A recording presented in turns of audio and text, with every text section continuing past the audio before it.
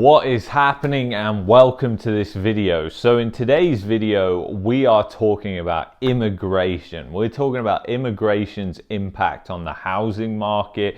I've spoke to a few of you, and this is going to be a hot video for you guys to watch because it really displays what people aren't seeing when it comes to immigration in Canada, and people don't really understand the full picture. Now, bonus thing, at the end of this video, I'm going to be giving you some perspective on the data, why I use this data and not the government's data to conduct this, and also a little bit of information about the immigration experience from an immigrant, okay? Not from a realtor. So anyway, guys, let's get right into this. Let's go!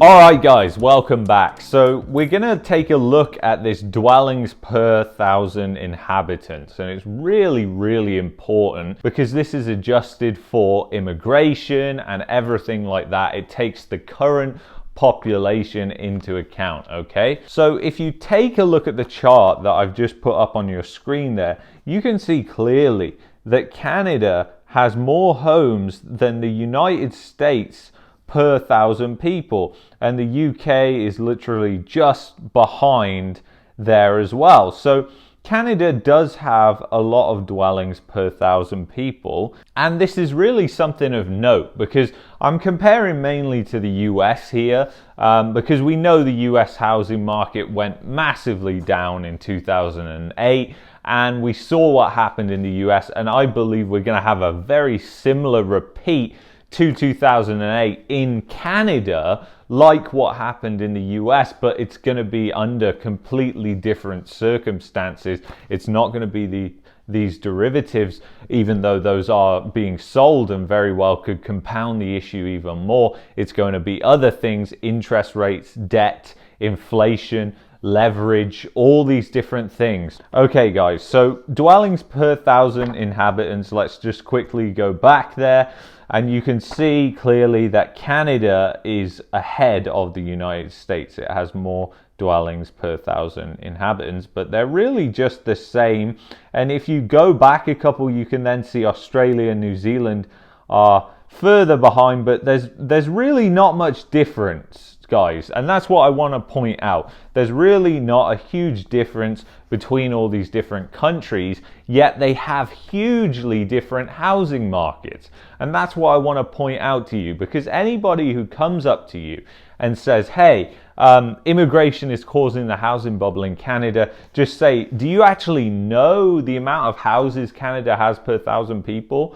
Like, it doesn't make any sense, okay? Those arguments should just be put to bed in this, and there's a million other different reasons as well, like immigration spiked right before every crisis. You see immigration spiking, and you can see that in data. So anyway, the next thing, which is another important thing that we're going to crush, is vacant dwellings in selected countries. Now, of course, this is a hot topic. Everybody thinks housing towers in Toronto and Vancouver are empty. And yeah, there is a money laundering problem definitely in the lower mainland, but it is not the thing causing the housing bubble, okay? Speculation is what's causing the housing bubble in Toronto and Vancouver, and this data proves it. So this data is from the OECD. You can look them up. They're a trustworthy source to get this data from. It's not the government and it's not the news, and that's what I like. This is 2020, so these are recent figures, and the last data I showed you, that is recent figures as well. So if you take a look there, Canada vacant dwellings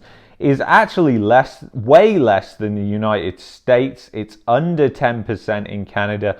In the United States, it's over 10%. And if you look at Japan, Cyprus, those are the countries with the most vacant dwellings. And then you can also see Australia's a little bit ahead of Canada, around 10%. And then you've also got these other countries. Don't get me wrong, like, investors buying up real estate is definitely a problem because it compounds the issue when it comes to collapses, and people don't realize that. People seem to think it's actually a bullish thing that loads of people, loads of investors buy real estate. It's actually the total opposite, because when you have that happen, you get ready for a great unwind, because things cannot go up forever. We've seen this with the stock market multiple times, and the stock market is pools and pools of investors, guys. Guess what? And now we're going to look at housing construction, another hot topic, because this is another thing that people always like to bring up and say, well, we don't build enough here. And that is a problem in certain areas. I must stress, building is definitely a problem in Toronto, and supply is a problem in certain places, but it's not a whole country issue, and it doesn't affect everywhere, so you just have to check your locality for that. But as you can see, Canada is actually definitely ahead of most people. You can see Canada is miles ahead of the UK and the US, and they are building lots and lots and lots. Now, it's interesting to see Australia and New Zealand are near the top there for housing construction, and those are two of the biggest bubbles, two of the absolute biggest bubbles. So it's kind of crazy and alarming to see Canada, Australia, and New Zealand all look like they're in the top 10 there, the three biggest housing bubbles in the world right now. And again, all this data is from OECD. The next data we're going to go to is the macro trends chart, and it's about immigration. So we're going to be talking about immigration. And this is net migration. And the thing I like about this, which I'll say at the end also, is just that the data is so transparent. I'm going to explain why after. But anyway, let's get into this data. I don't want to take up too much of your time. So basically, guys, if you look at this, what I want you to notice is basically the migration, the net migration is the difference between immigrants coming in and migrants going out to leave Canada. So the thing is, with government data, you're always looking at what's coming in, and they never really publish what's coming out. Well, they do, but it never really hits the public eye unless you actually go digging for it. It doesn't include people on work permits, everything like that, which is large proportions, whether they've left or came. It's all about permanent residence. They just like the real estate industry. Funny how the real estate industry compares to politics, and both are completely untrustworthy, but they will just show you figures which make them look good, because that's what's in their best interest to do. At least they think it is anyway. So I want you to take a look at the chart that I've put on your screen right now. You can see clearly the immigration, the net difference, the net migration peaked in 2008. It's been on a steady decline ever since. And the UN projections are actually for it to continue declining.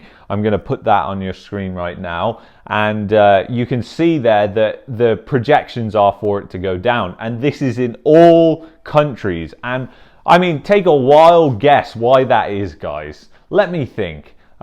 We just had a pandemic where everyone was forced to stay at home and couldn't see their family.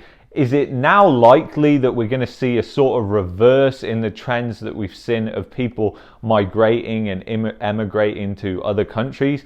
I certainly think it could happen, especially with the recessions, the unemployment, and everything that goes with that. And I do think some developing countries will be offering better opportunities than developed countries, believe it or not. So anyway, guys, as you can see from this chart, we are currently at the net migration levels during the bubble in the late 80s. Now, that is just what it is. And the thing I love about this data, guys, is it's more transparent. This data, the last one I showed you there, is from Macro Trends. All the links for these are going to be in the description, so check them out. But the thing I love about this is it's including people on work permits, everything like that. And it includes everybody leaving as well, because you can have the government come out and say, oh, we're going to bring in 400,000 immigrants per year, and they're not telling you how many people left. And that's a big thing, because lots of people did leave who were on work permits, lower skilled workers, when the COVID crash hit.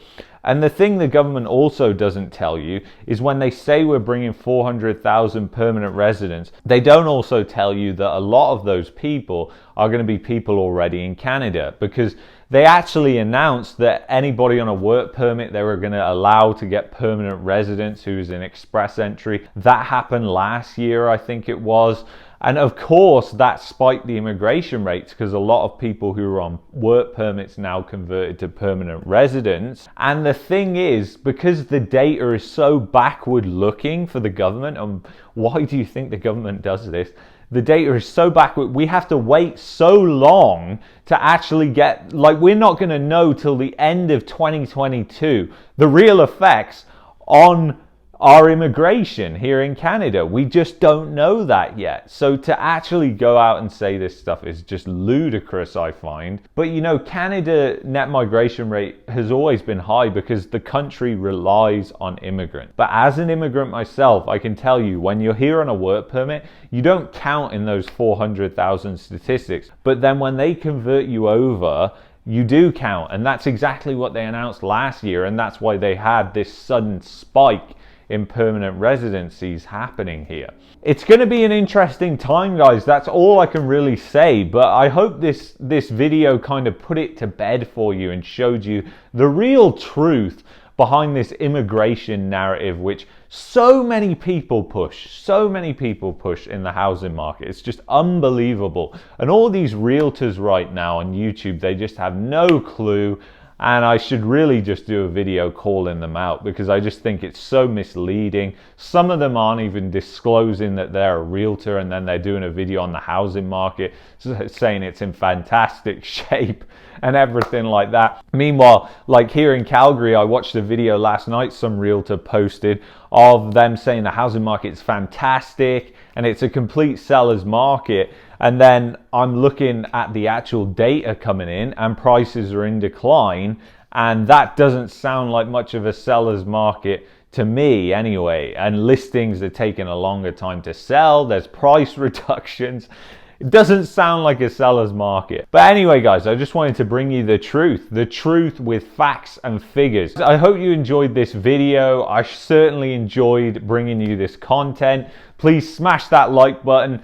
Become a member of our community if you want to. And if you're a realtor, don't forget to hit that dislike button just so I know how many realtors are watching my videos, okay? So without further ado, guys, I'll see you in the next video. Take care. Peace and love as always. Bye-bye.